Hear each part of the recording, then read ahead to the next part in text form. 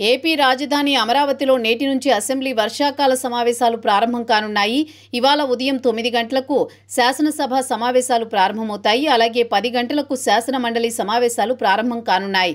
ఇవాల్టి ఉభయ సభల ప్రశ్నోత్తరాలతో ప్రారంభం కానున్నాయి. అసెంబ్లీ వాయిదా పడిన తర్వాత బీఏసీ సమావేశం జరగనుంది. ఈ సమావేశంలో అసెంబ్లీ సమావేశాలను ఎన్ని రోజుల పాటు నిర్వహించాలి అనే అంశంపై నిర్ణయం తీసుకోనున్నారు. మరోవైపు అసెంబ్లీ వర్షాకాల సమావేశాలకు వైసీపీ ఎమ్మెల్యేలు హాజరయ్యే పరిస్థితి కనిపించడం లేదు. ప్రతిపక్ష హోదా ఇస్తేనే అసెంబ్లీ సమావేశాలకు హాజరవుతామని వైసీపీ ఘంటాపదంగా చెబుతోంది.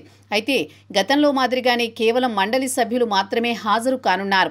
ఇదిలా ఉండగా ఎమ్మెల్యేలంతా అసెంబ్లీకి రావాలని కోరుతున్నానని స్పీకర్ అయ్యన్న అన్నారు. తమ ప్రాంత సమస్యల పరిష్కారానికి ఇదో అవకాశంగా చెప్పారు. అయ్యన్న పాత్రుడుగా నాకు గౌరవం ఇవ్వాలని అడగట్లేదని, సభాపతి స్థానానికి గౌరవం ఇవ్వాల్సిన బాధ్యత వైసీపీ ఎమ్మెల్యేలకు ఉందన్నారు.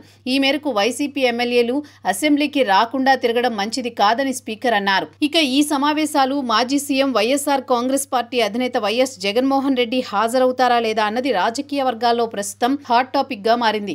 అయితే ఈసారి తప్పనిసరిగా సభలో జగన్ కనిపిస్తారని సోషల్ మీడియాలో, పార్టీ వర్గాల్లో ప్రచారం జోరుగా సాగుతోంది. అయితే ఇప్పటి వరకు ఇదే విషయంపై పూర్తి క్లారిటీ రాలేదు. ఇటీవల జగన్ మాట్లాడుతూ ప్రజా సమస్యలను లేవనెత్తేందుకు తనకు అసెంబ్లీలో మైక్ ఇవ్వరని, తగినంత సమయం ఇవ్వరని అన్నారు. మరి ఇవాల్టి సమావేశాల్లో జగన్ వస్తారో లేదో తెలియాల్సి ఉంది.